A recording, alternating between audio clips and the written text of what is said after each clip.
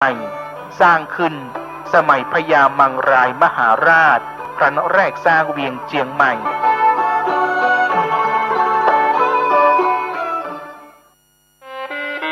คณะสงฆ์ครูบาอาจารย์พระนักจัดรายการสถานีวิทยุพระนักเผยแพร่เจ้าหน้าที่ผู้จัดรายการเครือข่ายสถานีวิทยุคลื่นสีขาวเพื่อชาวประชาขอเชิญพุทธศาสนิกชนนักศิลป์นักบุญทุกท่านร่วมทำบุญหล่อเทียนพรรษาประจำปี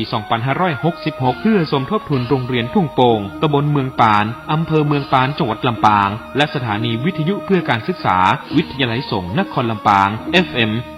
106.50 เมกะเฮิรตซ์ร่วมทำบุญแผ่นเทียนธรรมจักรแผ่นละ20 บาทหล่อเทียนพรรษาถวายวัดพระบาทอุดมตำบลเวียงอำเภอฝางจังหวัดเชียงใหม่หรือร่วมทำบุญตามกำลังศรัทธารอเทียนพรรษาจำนวน9 เล่มและถวายเทียนพรรษา15หัววัดวันที่15กรกฎาคม2566เวลา 8:30 นถึง 17:00 นณวัดตุ่งโป่งตำบลเมืองปานอำเภอเมืองปานจังหวัดลำปางเดินทางไปร่วมบุญถวายเทียนพรรษาในพื้นที่อำเภอฝางจังหวัดเชียงใหม่ณวัดพระบาทอุดมอำเภอฝางจังหวัดเชียงใหม่วันที่13สิงหาคม2566เวลา 14:00 นสามารถร่วมทำบุญได้ที่ธนาคารกรุงไทยชื่อบัญชีโครงการพัฒนาการศึกษาโรงเรียนขนาดเล็กอำเภอเมืองปานจังหวัดลำปางหมายเลขบัญชี536 303 4255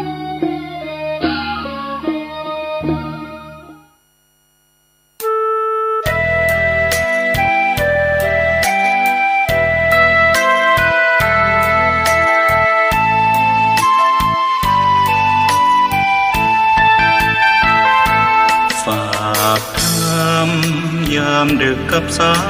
ยลมเพื่อความสุขสมทวนทั่วทุกหัวใจถึงคนทั้งโลกซึ่งอยู่แดนไกลจากคณะสงฆ์เชียงใหม่ที่ได้ตั้งใจเทศกลอนป่านนี้ศรัทธาลับหรือยังหรือกำลังฟังคลื่นนี้กันอยู่หนอขอจงตั้งใจฟังให้เพียงพอฟังด้วยหัวใจจดจ่ออย่าท้อและถอยเลยคืนไหนถ้ามีเวลาว่างจดหมายมาบ้างอย่าทำเงียบเฉยหรือโทรศัพท์เข้ามาติชมเชยถามปัญหาเถิดเอ่ยจะเฉลยให้สุนทรฝากทำนี้มาช่วยย้ำเตือนอย่าลืมอย่าเลือนน้ำคำที่คำสอนสังคมวุ่นวายสุดแสนอาวรณ์วันกลัวโลกจะรุ่มร้อนวันธรรมจะลับลอ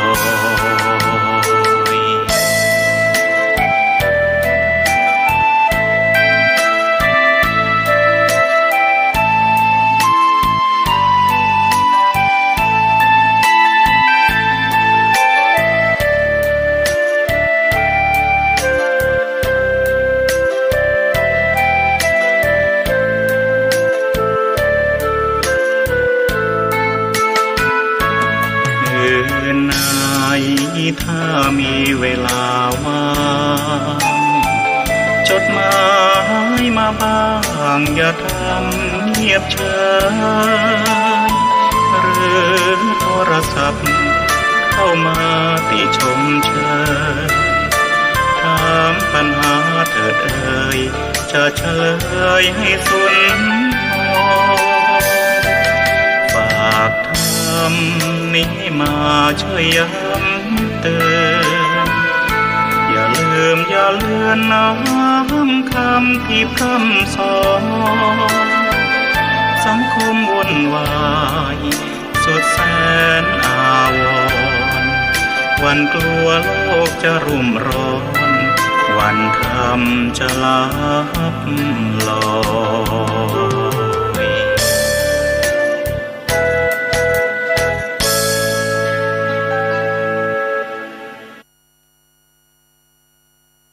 อโรคยาปรมาลาภาความไม่มีโรคเป็นลาภอันประเสริฐขอเจริญสุขสาธุชนญาติโยมท่านผู้ฟังทั้งหลายทุกท่านทุกคนอันอยู่ทิศไหนก็ตามใต้เหนือตกออกใกล้ๆอันเป็นที่รักของตุเจ้าที่นับถือของตุเจ้าวัดหนองตองทุกท่านทุกคนด้วยความจริงใจวันนี้รายการธรรมะก่อนนอนก็มาพบปะกับญาติกับโยมท่านผู้ฟังทั้งหลายอีกเช่นเคยเป็นประจำทุกวันอังคารตั้งแต่เวลาเดี๋ยวนี้เป็นต้นไป1 ชั่วโมงโดยประมาณบางครั้งก็ถึง1 ชั่วโมงบางครั้งก็ไม่เต็มนะ45 นาที50 นาทีกว่าเป็นส่วนมากต้องขอขอบใจต่อญาติต่อโยมที่ให้กำลังอกกำลังใจแก่ตุเจ้าในการรับฟังธรรมะบางท่านบางคนนี่แทนที่จะต้องได้พักผ่อนเพราะกลางวันก็ไปทำงานหนักพอสมควรแต่กลับมาบ้านยังฟังรายการธรรมะก่อนนอนอยู่อันนี้แหละโยมทั้งหลายเป็นการให้กำลังใจแก่ตุเจ้าโยมบางด้านบางคนก็โทรไปบอกว่าท่านพระครูหลวงพ่อหลวงลุง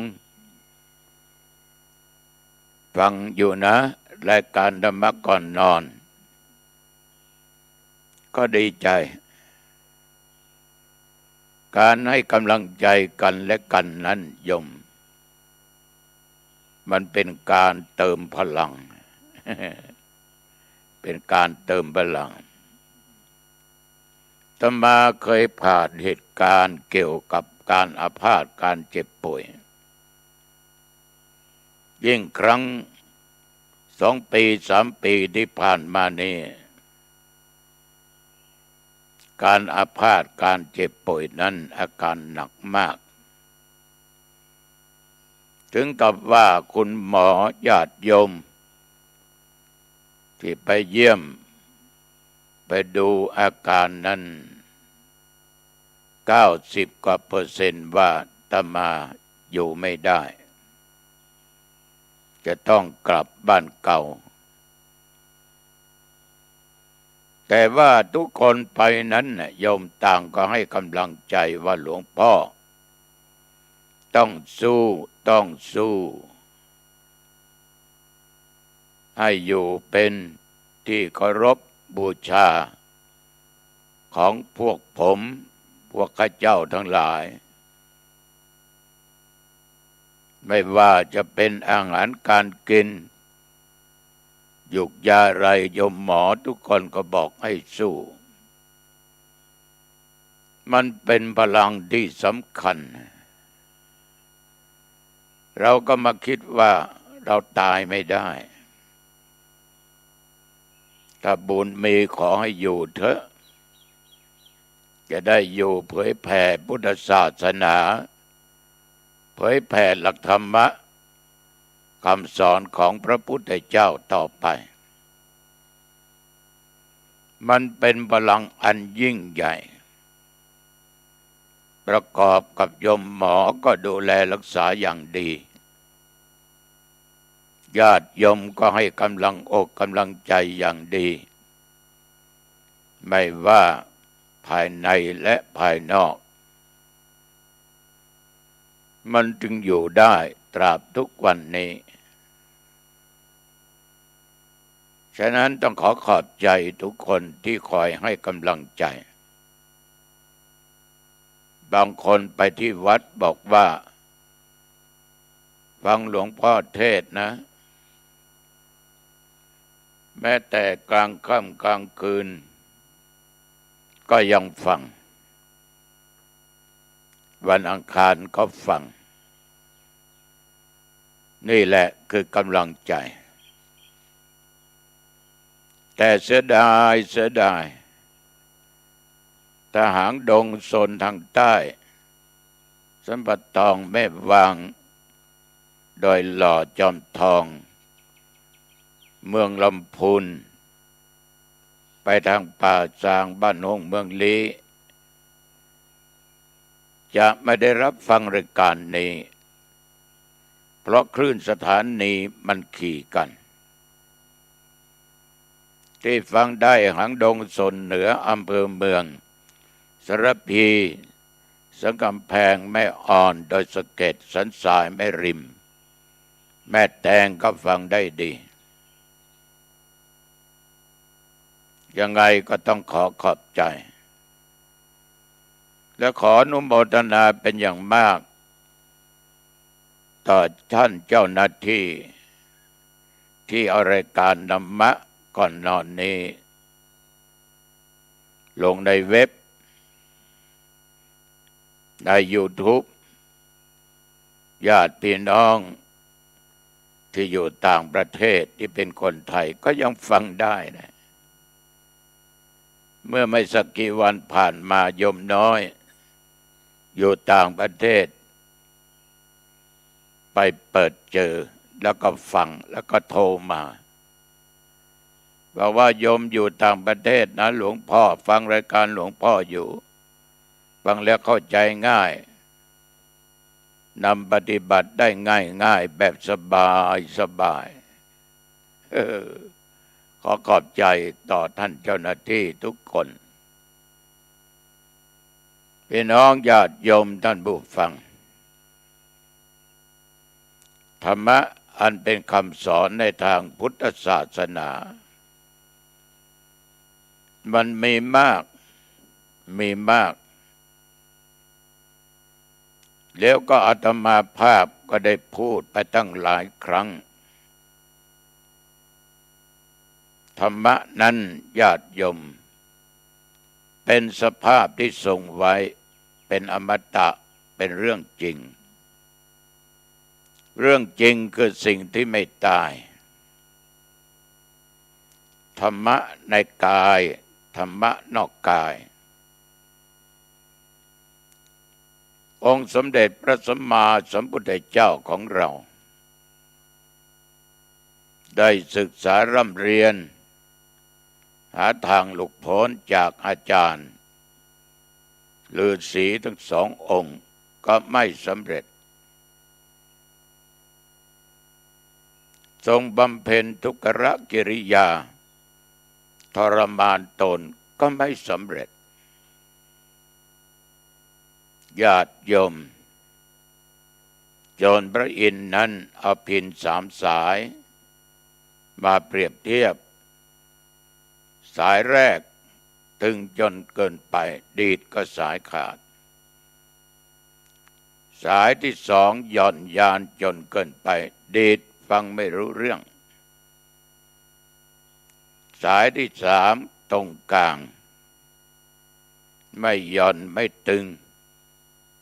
เวลาดีดแล้วมีเสียงฟังเพราะฉะนั้นก็เป็นข้อเปรียบเทียบว่าธรรมะจะเกิดขึ้นได้นั้นไม่ใช่ว่าการไปทรมานตนอย่างในธรรมจักรกับปวัตตนสูตรอัตตกิลมัฏฐานุโยคกามสุขันลิกานุโยคผู้ใดที่ประกอบความเพียรหวังความสำเร็จต้องเว้น2 ข้อนี้การทรมานตัวตนก็ไม่ดี การหมกมุ่งอยู่ในกามคุณก็ใช่ไม่เป็นหนทางความสำเร็จต้องปฏิบัติตามสายกลางพูดถึงสิ่งเหล่านี้เมื่อ3-4 วันผ่านมานั้นได้ไปนั่งเป็นคณะกรรมการพิจารณาเจ้าสำนักปฏิบัติธรรมของจังหวัดเชียงใหม่ทั้ง2 นิกายทั้งธรรมยุทธนิกายมหานิกายในจังหวัดเชียงใหม่เรามีสำนักปฏิบัติธรรม30 กว่าแห่งมีวัดพระธาตุเจ้าศรีจอมทองเป็นอันดับ1ตะโพธารามร่ำเปิงเป็นอันดับ2มีเกือบทุกอำเภอแต่ว่าญาติโยมทั้งหลายปีนี้ขอตั้งสำนักปฏิบัติธรรมอีก5 แห่งด้วยกัน5 แห่งด้วยกันบางแห่งนั้นก็มีข้อติดขัดเกี่ยวกับสถานที่แต่หัวข้อในการที่นำมาเป็นข้อปฏิบัติเหมือนกันหมดยุบหนอพองหนอสติปัฏฐานสัมมาอรหังหายใจเข้าพุทธหายใจออกโทเมื่อสรุปแล้วก็ในสติปัฏฐาน4แต่อาตมาก็บอกว่าการปฏิบัติธรรมจะยึดอะไรเป็นหลักก็ได้เพราะอาจารย์เกจิอาจารย์ต่างอาจารย์ก็ต่างความรู้ต่างความคิดเลยอัดข้อปฏิบัติไปคนละทิศละทางจะเป็นสัมมาอรหังพิจารณาลมหายใจเข้าออกหายใจเข้าพุทธหายใจออกโทยุบหนอพองหนอแท้ที่จริงจุดหมายปลายทางก็คือทางเดียวกันคือความดับสนิทแห่งกิเลสเพื่อให้เกิดนิพพานขึ้นท่านทั้งหลายเหมือนทางในทางโลกจะมาอยู่วัดหนองตองจะไปเชียงใหม่จะไปประชุมวัดพระสิงห์จะมามุ่งหน้าออกสันป่าตองถนนสายเชียงใหม่ฮอด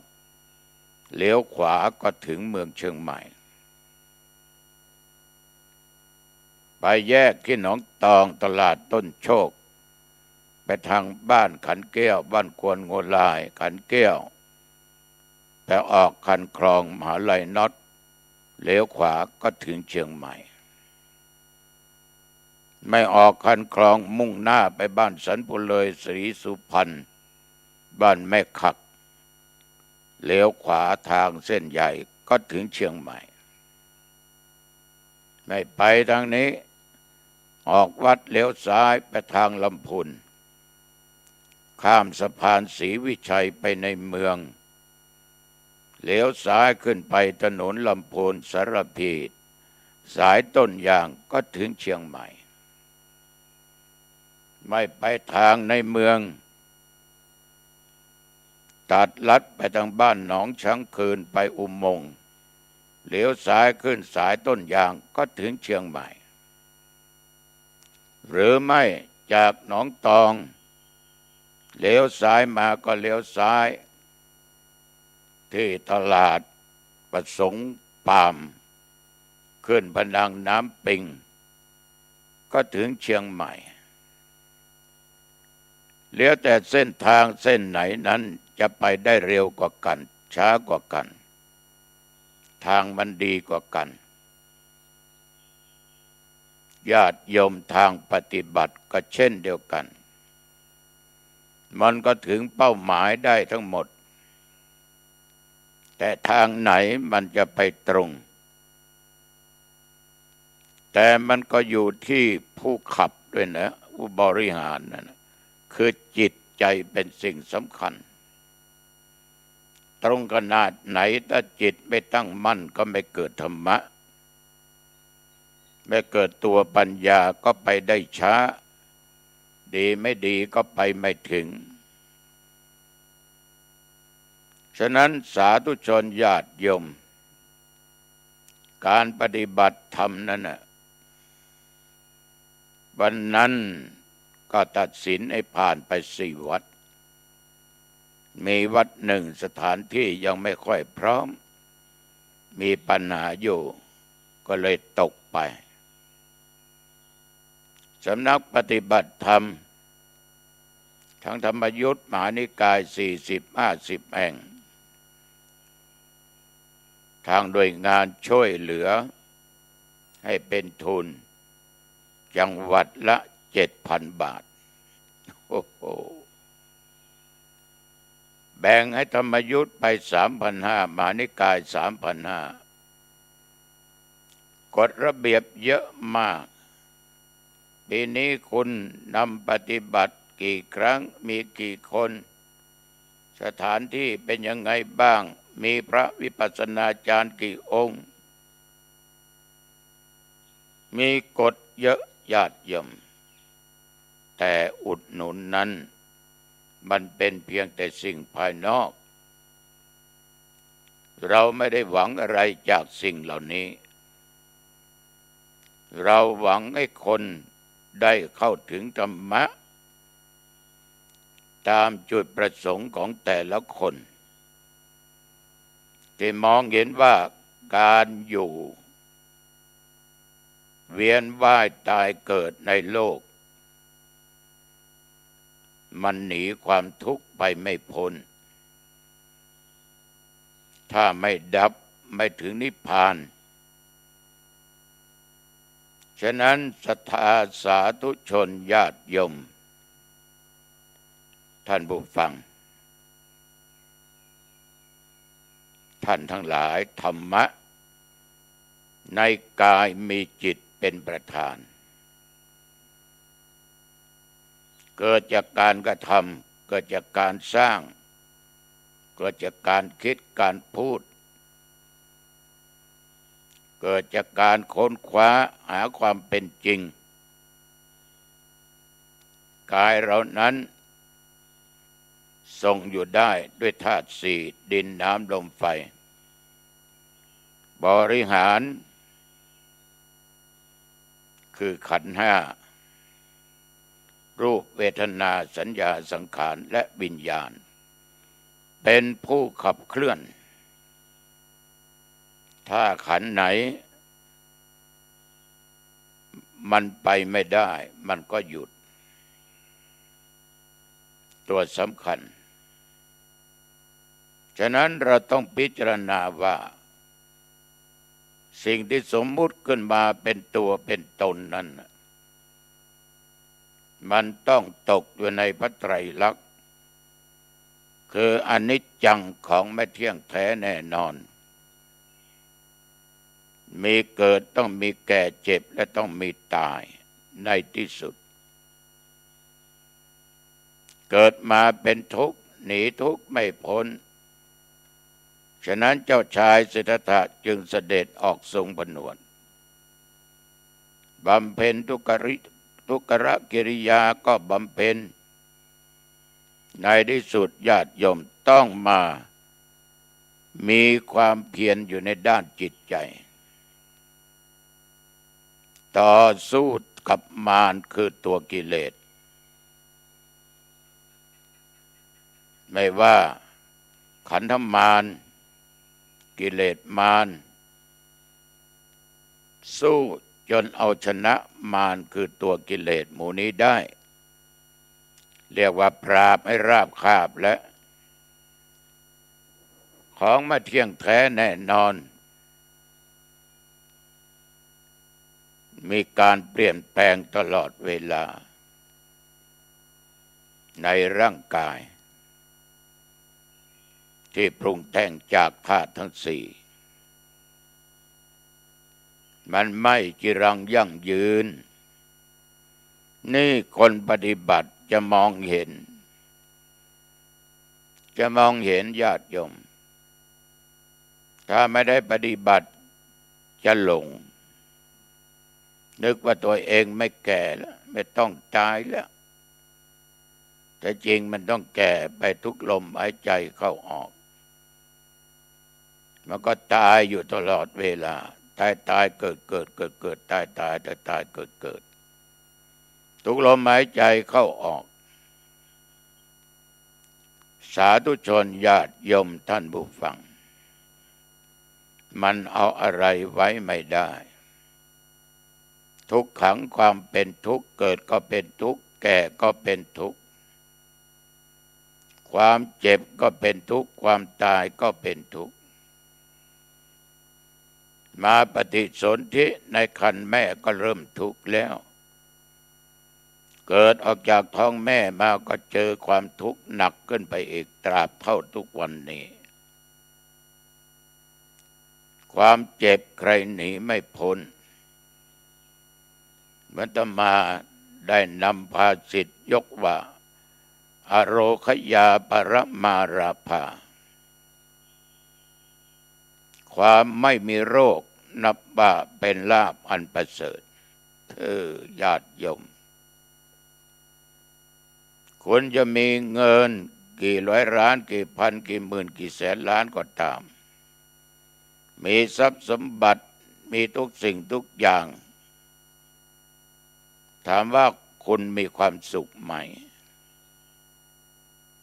คุณก็คงจะตอบว่าสุขแต่ความสุขเหล่านั้นอยู่ได้ไม่จีรังยั่งยืนยิ่งมีทรัพย์สมบัติมาก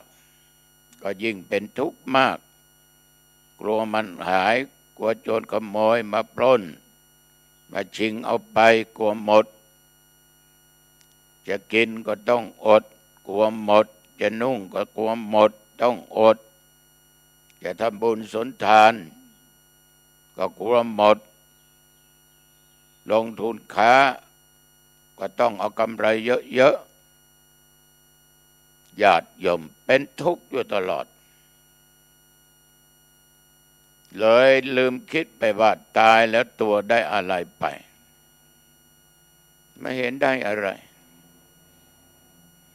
มีคนรู้จักกันเขาเป็นข้าราชการจนอยู่ในระดับผอ.มีเงินบำเหน็จบำนาญเดี๋ยวนี้ได้กินเงินบำนาญ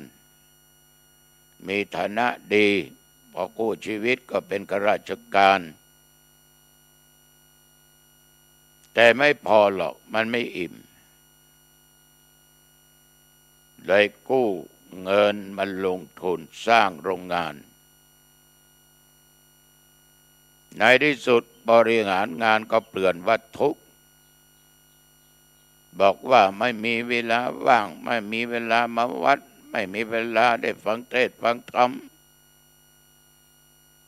ต้องดูงานต้องดูโรงงาน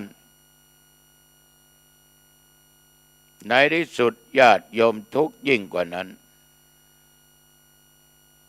หลายเดือนก่อนเจอใบหน้าแช่มชื่นเบิกบาน3-4-5 เดือนเจอใบหน้าเศร้าหมองผิวคล้ำก็เลยถามไปว่าเป็นไงสุขสบายดีหรือ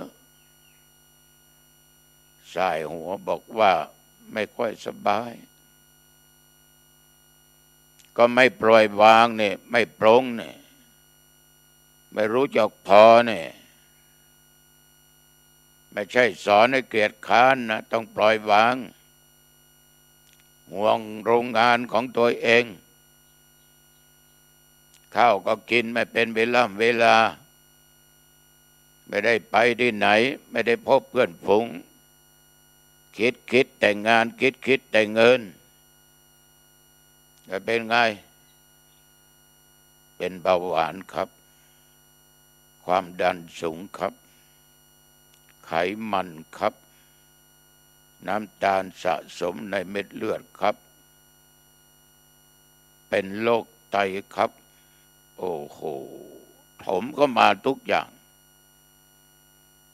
อาตมาก็เลยบอกไปว่าอาตมาก็เป็นเบาหวานอีน้องน้ำตาลก็เยอะไขมันเลวดีก็มีความดันก็มีน้ำตาลสะสมในเม็ดเลือดก็มีแต่ไตนั้นไม่มีไม่เป็นโรคไตแต่อาตมาก็ยังบอกว่าอาตมาปล่อยวางปรงเกิดแก่เจ็บเป็นธรรมดาเขาตอบว่าไงเขาตอบว่าหลวงพ่อดีไม่ต้องคิดอะไรผมเนี่ยต้องคิดเกี่ยวกับบุตรน้องที่ทำการทำงานก็คิดไปทำไมใครสร้างมันมาให้คิดขอถามตรงๆหน่อยว่าบำนาญได้เท่าไหร่ทั้งสองคนผัวเมียได้เท่าไหร่80,000 กว่าก็ยังไม่พอเหรอลูกทำงานหรือคนกี่คนลูก2 คนก็ทำงานเรียบร้อยนั่นเราไปหาทุกข์ไปเองหาโรคมาเองเกิดความผิดหวังด้วยตัวกิเลสคือความโลภอยากจะได้มากท่านทั้งหลายมีเงินมีทรัพย์แต่คำว่าพอของคนรวยมันไม่มีนานเข้าก็หาเงินจากวัดเรื่องบุญเรื่องกุศลไม่ต้องไปพูดนะแต่เจอเขาก็จะพูดว่าโอ้ยระยะนี้ไม่มีเวลาไม่ได้ไปไหนหลวงพ่อไปดูคนงานแล้วไม่ดูตัวเองแต่จริงธรรมะเกิดขึ้นอย่างจะแจ้งในกายมันขาดสติไม่ได้ปฏิบัติตัวปัญญาก็ไม่เกิดขึ้นท่านทั้งหลายความเจ็บเป็นธรรมดาแต่ความเจ็บมันนำทุกข์นำความทรมานเกิดขึ้นเจ็บก็ต้องเข้าอู่ซ่อมไปโรงพยาบาลโยมคนนี้ก็ผ่าตัดมีหลายท่านหลายคนที่มาประรบให้ฟังไม่เป็นไรโยมอาตมาก็เคยนอนไปแล้วโรงพยาบาลตั้งหลายเดือนนะหมอก็ดูแลรักษามันหายก็หายมันไม่หายก็ตามทีเพราะว่าความตายเป็นเรื่องธรรมดาทุกคนหนีความตายไปไม่พ้นแต่ถ้าเราเห็นคนเจ็บเราจะช่วยยังไงให้บอกบุญหน่อยนะ นี่โรงพยาบาลหางดงเนี่ยยังไม่มีห้อง ICU ไม่มีเครื่องช่วยหายใจคนไข้หนักจำเป็นต้องส่งไปโรงพยาบาลต่างๆใส่รถไปเปิดหวอไปเตียงไม่ว่างเครื่องไม่ว่างตรงนี้ก็วิ่งไปอีกที่หนึ่งก็ไม่ว่างไปมาคนก็ตายน่าเสียดายนะท่านเศรษฐีผู้ใจบุญผู้มีเงินช่วยน้อยช่วยกันซื้อเครื่องช่วยหายใจในห้อง ICU ชุดละประมาณ1,000,000 กว่าบาทค่าเครื่องช่วยหายใจก็7-8 แสนบาทรวมอุปกรณ์ค่าเตียงอะไร1,000,000 กว่าบาทอยากได้มากๆเป็นการสืบชะตาสืบชีวิตให้เพื่อนมนุษย์ร่วมโลกร่วมชีวิตถ้ามีสิ่งเหล่านี้เขาก็รอดชีวิตได้อยู่ได้แต่ไม่ใช่ไม่ตายนะค ความตายมันหนีไม่พ้นแต่เราช่วยไว้ได้ต่อชีวิตเขาได้น่าเสียดายบางคนต้องไปตายกลางทางต่อมารู้โอ้โรงพยาบาลไม่มีห้องICUตกใจมากประชุมคณะสงฆ์ขอพระป่าแต่ละวัดและบอกบุญแก่ญาติแก่โยมทุกสารทิศไม่ใช่หามาเข้าพกเข้าอะไรตัวเองนะไม่ใช่ของตัวเองเป็นของทุกคนช่วยมนุษย์เพื่อนร่วมโลกร่วมชีวิตอะไรเราก็สร้างมาหมดแล้วช่วยชีวิตโยมทั้งหลายเราก็เจ็บป่วยเหมือนกันมันเป็นธรรมะดังนั้นแหละมันเป็นสิ่งที่เราหนีไม่พ้นแต่เราจะทำยังไงให้บรรเทาพออยู่ได้ก็ช่วยกันนะโยมนะขอเมตตาขอเจริญพรฉะนั้นถ้าคิดค้นในกายเป็นธรรมะทั้งนั้นเป็นของไม่จีรังยั่งยืนเป็นทุกข์ไม่ใช่ตัวไม่ใช่ตนถ้ามองไปนอกรอบกายเราก็เป็นธรรมะต้นไม้ก็เป็นธรรมะใบไม้ก็เป็นธรรมะกิ่งไม้ก็เป็นธรรมะอากาศก็เป็นธรรมะความเย็นก็เป็นธรรมะความร้อนก็เป็นธรรมะสัตว์เดรัจฉานมนุษย์ก็เป็นธรรมะจะหนุ่มจะเฒ่าจะแก่เป็นธรรมะทั้งนั้นที่เราเห็นเพราะทุกสิ่งทุกอย่างเกิดได้ดับได้สลายได้มองอะไรมันเป็นธรรมะมองใบไม้ถูกลมพัดลมตีแกว่งไปแกว่งมาไหวไปไหวมาก็เป็นธรรมะมันเหมือนกับลมหายใจเข้าหายใจออกของเราญาติโยมสิ่งเหล่านั้นตกในหลักอนิจจังทุกขังอนัตตาหมดไม่เที่ยงไม่แท้ไม่แน่ไม่นอนมันก็ต้องอันตรธานไปฉะนั้นญาติโยมเรามีชีวิตอยู่นี่มีชีวิตอยู่นี่บางคนมีโรคเยอะโรคแห่งความโลภโรคเกิดจากความโกรธความอาฆาตพยาบาทโรคเกิดจากความหลงตัณหากามภวะวิภวะตัณหาตัวกิเลสเมื่อเรามีตัวกิเลสเรามีความโลภเหมือนเมื่อว่าไปเมื่อกี้นี่เสียน้อยต้องให้ได้มากอย่าให้ขาดทุนเมื่อลงทุนไปแล้วมันก็ต้องเป็นทุกข์ยิ่งขึ้นไปญาติโยมท่านผู้ฟังต้องรักษาโรคเหล่านี้ให้หมดไปได้เหมือนโรคที่เกิดขึ้นกับเราถ้าเกิดขึ้นเราก็มีหมอรักษามียารักษาบางครั้งก็พออยู่ได้บางครั้งก็หายบางครั้งก็ตายนั้นมันถึงเวลาถึงกรรมถึงเวรมันต้องใช้กรรมใช้เวรไม่ว่ากระหัตไม่ว่าพระจะตนบุญตนบาปคนดีคนชั่วยังไงก็ตามโยมถึงเวลามันก็ต้องไปเหมือนกันหมด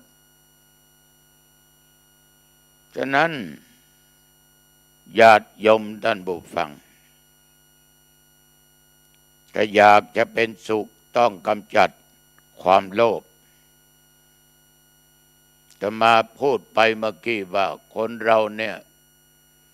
คำว่าพอมันไม่มี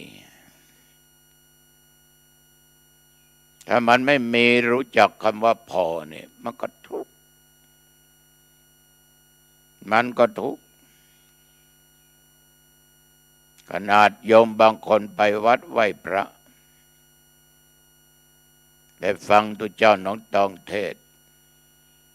บูชากันพระพุทธพระธรรมบูชากันเทศ20เป็น60สาธุสาธุงวดหน้านี้ขอลูกเจอ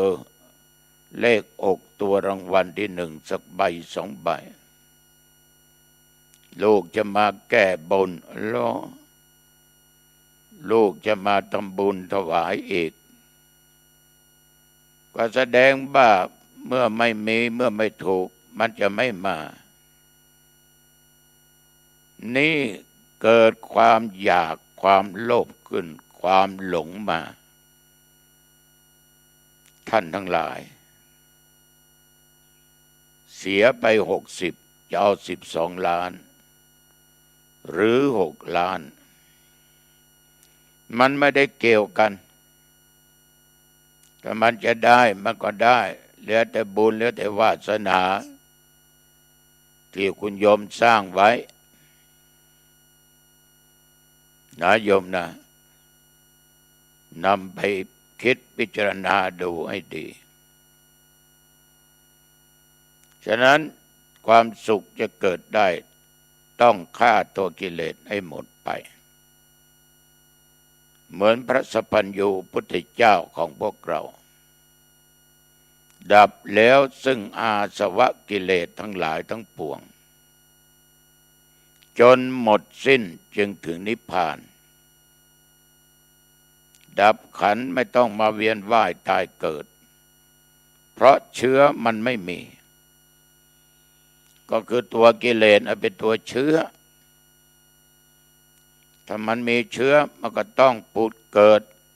แก่แล้วก็เจ็บแล้วก็ตายต้องวนเวียนอยู่อย่างนี้ฉะนั้นต้องกำจัดเชื้อให้หมดไปไฟลุกได้เพราะมีเชื้อเกิดโรคต่างๆเพราะมีเชื้อโรคญาติโยมเหมือนมะม่วงสตรอเบอรี่ผลไม้ต่างๆเราต้องเพาะต้องชำตอนกิ่งเอาผลมันไปเพาะไว้ตราบใดยังมีผลมีลูกมีเชื้อมีอะไรมันก็ต้องมีมะม่วงอยู่ตลอดเวลาต้องมีลำไยอยู่ตลอดเวลาถ้าทำลายทั้งหมดมะม่วงก็หายลำไยก็หายนั่นอีกอย่างหนึ่งแต่เชื้อตัวกิเลสนี่ไม่ใช่ว่าผู้พูดไม่มีแต่ระหว่างโยมกับอาตมาใครมีมากมีน้อยกว่ากันใครจะคิดดีกว่ากันฉะนั้นมันจะมีเชื้อมากเชื้อน้อยตัวนี้สำคัญอันเกิดจากการกระทำการพูดการคิดขอฝากกับญาติกับโยมนะลองนำไปคิดพิจารณาดูให้ดีฉะนั้นศรัทธาสาธุชนญาติโยมเชื้ออีกอย่างหนึ่งที่มันเดือดร้อนกันอยู่ทุกวันเชื้อความยิ่งใหญ่มนุษย์ถูกโลกธรรมครอบงำด้านจิตใจอยากมีลาภอยากมียศอยากมีสุขอยากได้ยินคำสรรเสริญเยินยอกลัวที่สุดกลัวเสื่อมยศลาภกลัวเสื่อมยศกลัวความทุกข์และกลัวความกระหายนินทามันเป็นกิเลสอยากได้ก็เป็นกิเลสไม่อยากพบไม่อยากเจอมันก็เป็นตัวกิเลสสิ่งเหล่านี้มันเป็นเชื้อโรค ก็เกิดจากสิ่งเหล่านี้เนี่ยบ้านเมืองเราทุกวันนี้เปิดทีวีเจอแต่สิ่งเหล่านี้ยมลองคิดดูดีๆเพราะความอยากมันไม่มีที่สิ้นสุดสิ่งใดที่เป็นอารมณ์ที่ตัวเองต้องการลาภยศสุขสรรเสริญนั่นเป็นฝ่ายอิทธารมณ์สิ่งใดไม่ต้องการเป็นอนิทธารมณ์ไม่อยากได้ไม่อยากจะเสื่อมลาภไม่อยากจะเสื่อมยศไม่อยากจะทุกข์ไม่อยากให้ใครมาว่ากล่าวนินทาขอโทษทีเถอะโยมและทุกคนหนีพ้นไหมสิ่งเหล่านี้ไม่ว่าโยมและอาตมาภาพถ้ามาอีก3 ปีไปข้างหน้าถ้าไม่ตายไปก่อนนะก็จะหมดหน้าที่ในการเป็นเจ้าคณะอำเภอ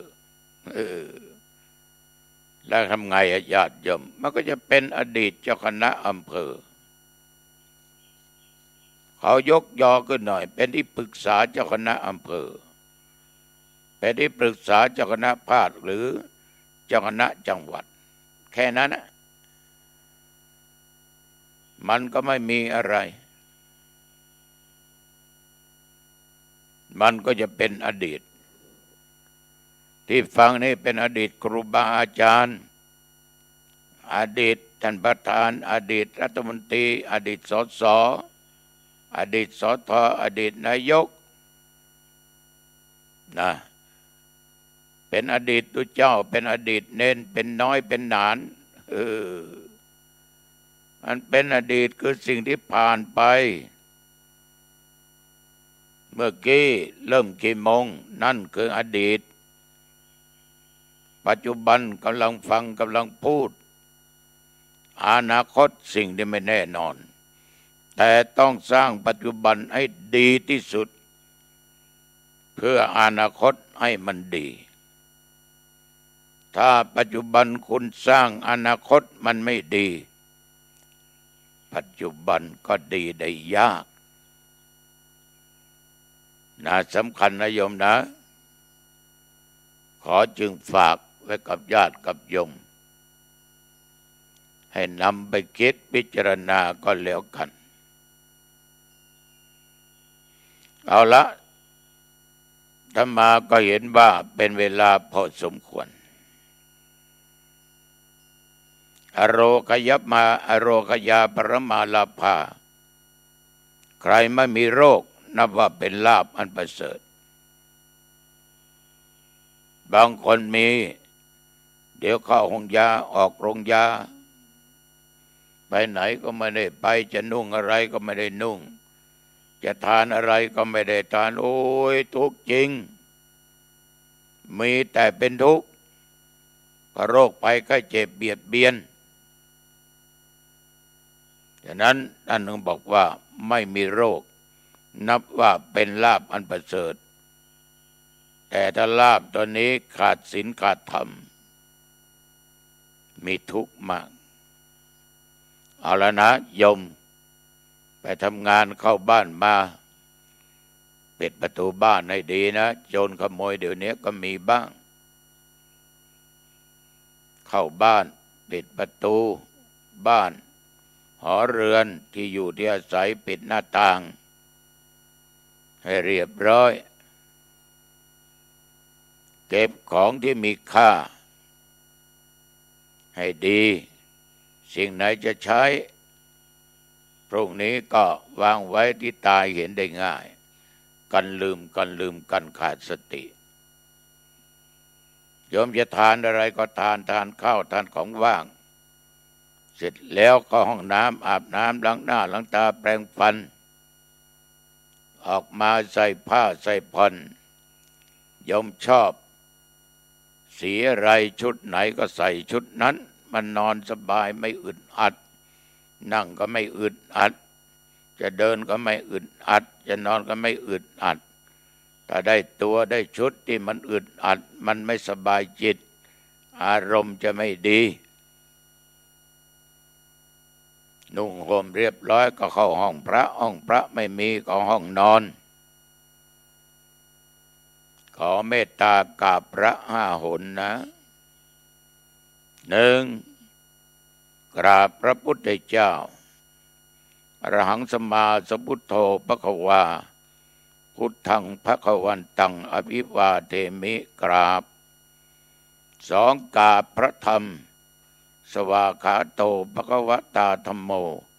ธัมมังนัมสสามิกราบครั้งที่3กราบพระสงฆ์สุปฏิปันโนภควโตสาวกสังโฆสังฆังนามามิกราบครั้งที่4นั่นก็คือกราบใครยมครั้งที่4กราบพระในบ้านคือพระบิดาพระมารดาท่านทั้งสองมีพระคุณต่อลูกมากทั้งเป็นครูคนแรกเป็นอาจารย์เป็นพ่อเป็นแม่เป็นพี่เป็นญาติ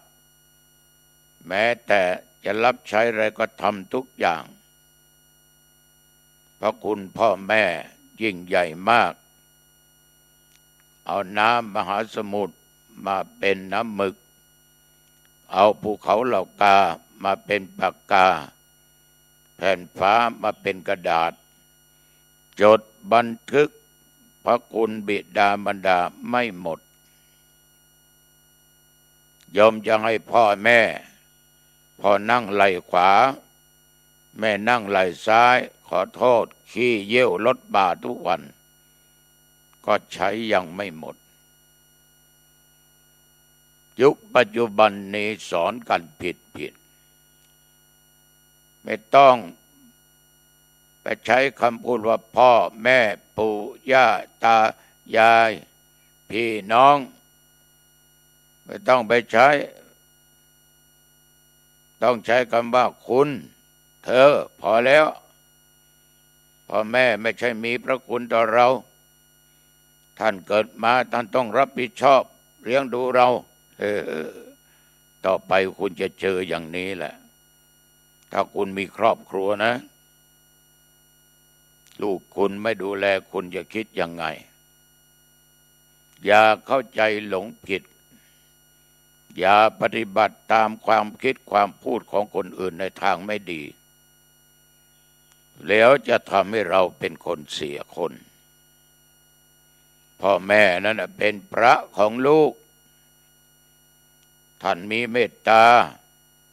รักลูก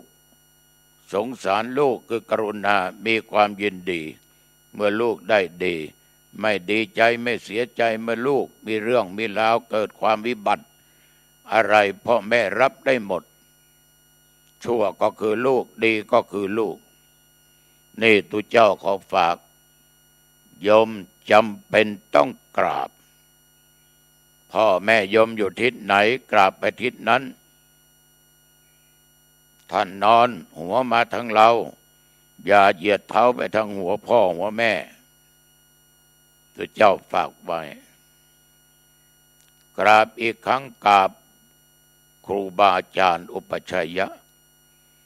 เรามีความรู้เพราะครูบาอาจารย์นั้นถ่ายทอดศิลปะวิชาความรู้ต่างๆแก่เราอย่าเนรคุณท่านเขามีหน้าที่สอนก็ต้องสอนมันไม่ใช่อย่างนั้นเรารู้เราเรียนทำงานได้หาเงินได้ใช้จ่ายได้เพราะใครเพราะครูอาจารย์สอนเรามา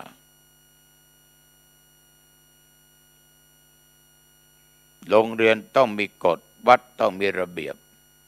บ้านต้องมีระเบียบมีกฎมีกติกา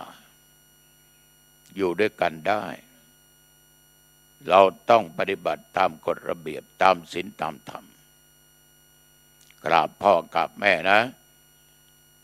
อุปชา อาตมาภาพเป็นทุเจ้าได้เพราะมีประชาบวชสร้างให้บวชเป็นเนนก็มีประชาฉะนั้นสำคัญยิ่งถ้าไม่เช่นนั้นเราไม่ได้เป็นพระไม่ได้เป็นเนนไม่ได้เป็นพี่น้อยพี่หนานหรอกกราบท่านเสียนะกราบครูบาอาจารย์อุปชัยยะไหว้พระ3 หนเอาบทพุทธคุณอิติปิโสภควาเราสัมมาสัมพุทโธวิชาจรณะสัมปันโนสุขโตเป็นต้นกราบลงแล้วสวากาโตภควตาธโมสันติติโกกาลิโกจนจบกราบสุปฏิปันโนภควโตสาวกสังโฆอุชุปฏิปันโนจนจบกราบแล้วเจริญสมาธิภาวนาไม่ต้องนานนะนานมันจะเบื่อได้กี่วินาทีกี่นาทีก็ตามเรียบร้อยก็แผ่เมตตาแก่สรรพสัตว์เจ้ากรรมนายเวรเพื่อนร่วมโลกร่วมชีวิตมิตรแก้วสหายคำเทวบุตรเทวดาเทพะอารักษ์ผีปู่ผีย่าผีหอผีเงินรุกขเทวดาแผ่เมตตาให้พ่อให้แม่ปู่ย่าตายายสามีภรรยาลูกเต้าครูบาอาจารย์ของเราแผ่เมตตาไปแล้วอย่าลืมแผ่เมตตาแก่ตัวเองสาธุสาธุสาธุข้าพเจ้าเกิดมาชาติไหนชาติใดอันว่าความทุกข์ความยากความลำบากความอดอยากจงอย่าได้เกิดมีแก่ข้าพเจ้าข้าพเจ้าได้เกิดร่วมชาติพระสิริยะเมตไตรนอนหลับสบายฝันก็ฝันดีตื่นเช้ามาก็สดชื่นอายุวันโนสุขังพลังพบกัน